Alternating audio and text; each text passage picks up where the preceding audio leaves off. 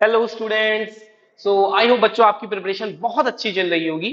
उसी प्रिपरेशन को बूस्ट करने के लिए आज हम लोग सॉल्व करेंगे जेईई एडवांस 18 का एक बहुत जबरदस्त क्वेश्चन। देखिए इसमें हमें एग्जामिनर साहब ने 9 अलग अलग कंपाउंड्स दिए हैं और हमसे ये कहा है कि the number of diamagnetic species. हमको ये जज करना है कि इसमें से डायामैग्नेटिक स्पीशीज कौन सी है। तो पहले तो हम आपको ये समझा दें कि ये डायामैग्नेटिक स्पीशीज होती क्या है। देखिए डायामैग्नेटिक स्पीशीज वो स्पीशीज हैं जिनमें हमारे पास अनपेयर्ड इलेक्ट्रॉन्स सारे के सारे जीरो हो जाए, या मैं कहूं आसान भाषा में कि ऑल पेयर्ड इलेक्ट्रॉन्स क्या हो, ऑल पेयर्ड इलेक्ट्रॉन्स।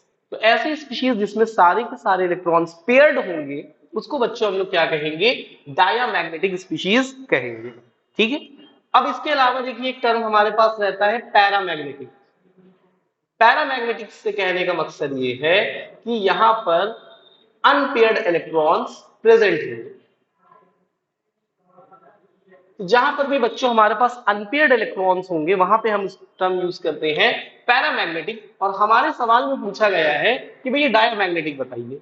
एक आपको मैं जनरलाइजेशन बताता हूं, कोई रूल नहीं है, जनरलाइजेशन ये है कि अगर अगर अगर हमारे पास ऑड नंबर ऑफ इलेक्ट्रॉन्स है, क्या है, ऑड नंबर ऑफ इलेक्ट्रॉन्स है, तो वो हमेशा क्या होगा, पैरामैग्नेटिक होगा। इवन वाला भी पैरा हो सकता है, लेकिन अगर ऑड हो गए ना तो हमेशा के हमेशा क्या रहेगा, वो पैरामैग्नेटिक रहेगा। तो चलिए अपने सवाल पे आते हैं। यहां पर हमारे पास 9 अलग अलग एटम्स दिए गए हैं, मॉलिक्यूल्स दिए गए हैं। इनमें हमें जज करना है कि भाई साहब पैरामैग्नेटिक कौन है और डायामैग्नेटिक कौन है, और डायामैग्नेटिक की अपने को टोटलिंग करनी है। पहला दिया है हाइड्रोजन एटम। देखिए जिस बच्चे ने इसको हाइड्रोजन मॉलिक्यूल जल्दी जल्दी में रीड कर लिया ना, उसका ये क्वेश्चन गलत हो गया। आपको पता है हाइड्रोजन एटम क्या होता है, 1H1। और कॉन्फ़िगरेशन भी अगर आप करोगे तो 1s1। और आउट बाउट के बाद हुंस मुंस से ये एक अनपेयर्ड इलेक्ट्रॉन हमारे पास आ गया है। तो ये बच्चों हमारा क्या हो जाएगा, this will be our paramagnetic, क्योंकि n की वैल्यू क्या है हमारी 1 है।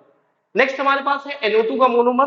तो पहले आप NO2 की बॉन्डिंग तो देख लीजिए, N डबल बॉन्ड O, और इधर अपन ने क्या करा, कोऑर्डिनेट बना दिया। सही। अगर आप ध्यान लगाएंगे यहां पे देखिए 2 इलेक्ट्रॉन नाइट्रोजन के इन्वॉल्व हो गए, और यहां पर भी 2 इलेक्ट्रॉन नाइट्रोजन के इन्वॉल्व हो गए। नाइट्रोजन के पास वैलेंस इलेक्ट्रॉन कितने होते हैं, 5। तो एक इलेक्ट्रॉन तो यहां पर रह जाएगा ना, ये। ठीक है। तो ये हमारा जो इलेक्ट्रॉन है ये तो अनपेयर्ड है, तो ये स्पीशीज भी हमारी क्या हो जाएगी, देखिए ये अनपेयर्ड इलेक्ट्रॉन है, तो ये भी हमारा क्या हो जाएगा बच्चों, पैरामैग्नेटिक हो जाएगा। तो पहला वाला भी पैरामैग्नेटिक है, दूसरा वाला भी पैरामैग्नेटिक है। ऐसा करते हैं हम यहाँ पे छोटा छोटा पी लिख देते हैं। अभी तक हमें एक भी स्पीशीज ऐसी नहीं मिली है जो कि नेचर में कैसी हो, डायामैग्नेटिक हो। नेक्स्ट बच्चों हमारे पास है O2 minus super oxide ion. बड़ा सिंपल सा है, देखिए ऑक्सीजन ऐसे मुस्कुरा रहा है।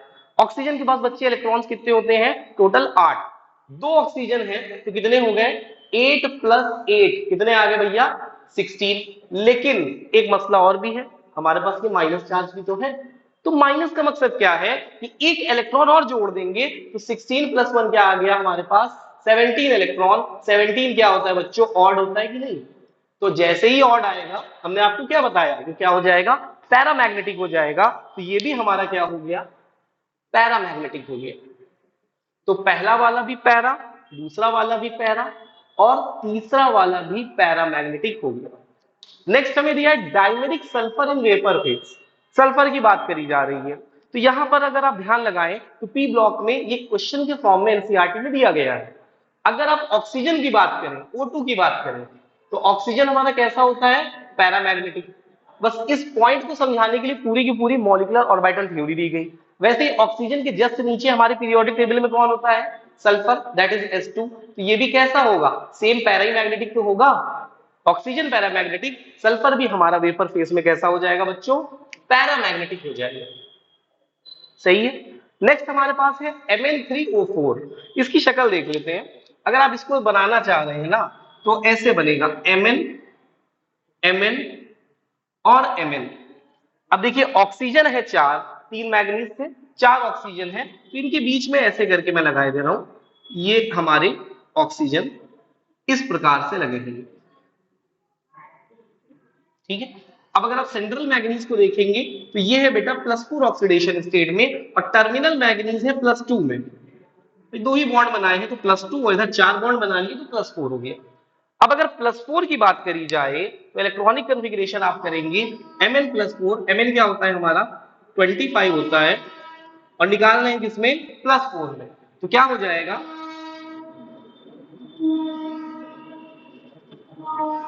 4s0 3d3।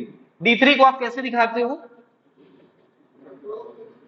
1 2 3 अनपेयर्ड कितने आ गए 3 अनपेयर्ड हो गए हैं तो फिर ये हमारा क्या हो जाएगा अगेन ये भी हमारा हो जाएगा पैरामैग्नेटिक। Mn2+ भी आपको मैं करके दिखाई दे रहा हूं सिंपली ये देखिए Mn है हमारे पास 25 2+ कॉन्फ़िगरेशन क्या आएगी 4s0 3d5 d5 है अनपेयर्ड 5 है अगेन ये भी हमारा कैसा हो जाएगा पैरामैग्नेटिक हो जाएगा। तो Mn2+ भी पैरामैग्नेटिक Mn+4 भी पैरामैग्नेटिक तो ओवरऑल Mn3O4 भी हमारा कैसा आ जाएगा बच्चों पैरामैग्नेटिक ही आ जाएगा। अब बात करते हैं NH4 होल्ड वाइज FeCl4 की। ये तो हमारा पैरा हो गया। देखिए अभी ऊपर से शुरू किया है para para para para para, अब 6 7 8 9 है। आई होप कोई तो डाया मिल ही जाएगा इंटीजर टाइप में। देखते हैं अमोनियम आयन FeCl4 है। पहले आयरन की ऑक्सीडेशन स्टेट चेक करते हैं। कैसे चेक करेंगे NH4 के 2 यूनिट है, आयरन है और 4 क्लोरीन है अपने पास। सही, अमोनियम आयन पे चार्ज होता है 1 to 2 और यहाँ पे 1 +1 प्लस आयरन। क्लोरीन पे चार्ज होता है -1 तो यहां पर हो जाएगा ये इस तरीके से। अब आप इसको सॉल्व करोगे आराम से सुकून से तो ये आ जाएगा iron is equal to +2 oxidation state में। +2 को भैया अगर हम लोग करेंगे तो आयरन +2 क्या होता है 4s0 3d6 ये होता है। d6 को अगर आप बनाओगे तो कैसे बनाते हो 1 2 3 4 5 6 अनपेयर्ड कितने आ गए 4 आ गए। लिगेंड देख लेते हैं, लिगेंड है क्लोरीन तो पेयरिंग वेयरिंग तो होनी नहीं है तो फिर हमारे अनपेयर्ड 4 हो गए हैं। ये भी क्या हो जाएगा हमारा सेम पैरामैग्नेटिक निकल आएगा। ये वाला भी हमारा क्या हो गया प्यारे बच्चों पैरामैग्नेटिक। अब हमारे पास है NH4 होल्ड वाइज NiCl4, इसको भी सेम तरीके से करेंगे। तो NH4 के लिए 2 अमोनियम आयन, फिर अपने पास एक निकल है और 4 क्लोरीन है। ठीक है 2NH4 एक निकल और 4 क्लोरीन। सेम हम लोग 2 इंटू +1 प्लस निकल +4 -1 क्लोरीन सॉल्व करेंगे। निकल कितना आ जाएगा अगेन +2 आ जाएगा। अब निकल +2 का मसला समझ लेते हैं। निकल होता है कितना 28, निकल हमारा कितना होता है 28 तो ये हो जाएगा 4s0 3d8। d8 का रिप्रेजेंटेशन आप देख लीजिए कैसे करते हैं आप, ये 5 इसके ऑर्बिटल और ऐसे ऐसे और ऐसे। अनपेयर्ड कितने आ गए 2, पेयरिंग होनी नहीं है क्योंकि वीक लिगेंड है, पता ही चला अनपेयर्ड 2 है तो ये भी हमारा क्या हो गया पैरामैग्नेटिक। बड़ा ही विचित्र क्वेश्चन है, ऊपर से नीचे आते जा रहे हैं लेकिन अभी तक एक भी डायामैग्नेटिक स्पीशीज अपने को नहीं मिली है। यहाँ पे आते हैं K2MnO4। तो अगर आप देखेंगे पहले ऑक्सीडेशन नंबर चेक करते हैं 2K है Mn है और 4 ऑक्सीजन है तो 2 इंटू 1 Mn और यहां पर हो जाएगा 4 इंटू -2 ऑक्सीजन पे क्या रहेगा -2। सॉल्व करेंगे Mn आ जाएगा 8 -2 दैट इज +6।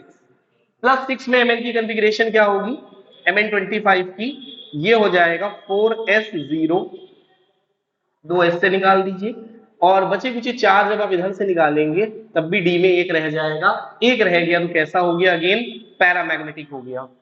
तो भैया सारे के सारे पैरा ही आते जा रहे हैं, ये भी पैरा। एक ये रह गया K2CrO4, इसको भी चेक करते हैं। ऑक्सीजन से देखो कितना आएगा -8 आएगा और पोटेशियम 2 है तो +2 आएगा, 8 -2 बचेगा क्या +6। अब क्रोमियम +6 बच्चे जो हमारा होता है क्रोमियम 6+, इसको कहीं पे दिखा देता हूं मैं आपको। क्रोमियम 6+ को यहां पे देखो कॉन्फ़िगरेशन अगर आप इसकी करोगे तो क्या आएगा आर्गन 18 4s0 और 3d0 पूरा का पूरा 0 हो गया है। आर्गन 18 में अगर आप देखेंगे तो फिर सारे के सारे इलेक्ट्रॉन्स यहां पे क्या होंगे पेयर्ड होंगे। फाइनली मिल गया पेयर्ड इलेक्ट्रॉन वाला, एक भी अनपेयर्ड इलेक्ट्रॉन नहीं है। कैसा हो जाएगा डायामैग्नेटिक हो जाएगा। तो फिर हमारा ये जो 9th वाला है ना ये आया डायामैग्नेटिक। तो ओवरऑल पूरे क्वेश्चन को देखने के बाद हमारा आंसर क्या आ रहा है बच्चों, क्या है, कितने डायमैग्नेटिक स्पीशीज है, सिर्फ और सिर्फ एक डायमैग्नेटिक स्पीशीज है। तो यहाँ पर ये एडवांस में एग्जामिनर ने बच्चों को काफी अच्छे से परखा, क्योंकि अगर आप इस सवाल को देखेंगे तो काफी वराइड अलग अलग जगह से इसमें सवाल उठाए गए हैं, जैसे ये और ये आपका बेसिक बॉन्डिंग से है, यहाँ पे पी ब्लॉक में चले गए, थोड़ा सा यहाँ पे डी ब्लॉक में चले गए, इधर कोऑर्डिनेशन कंपाउंड्स मिलाए, थोड़ा सा रिडॉक्स भी लग रहा है। तो एक अच्छा क्वेश्चन है बच्चों को टेस्ट करने के लिए। तो आई होप आपको इसका सोल्यूशन समझ में आया होगा। अब बच्चों नेक्स्ट वीडियो में कुछ नया करेंगे, और आई होप आपका प्रिपरेशन बहुत अच्छी चल रही होगी, और जो भी बच्चे हमारे प्रिपरेशन कर रहे हैं उनको मेरी तरफ से ऑल द वेरी बेस्ट।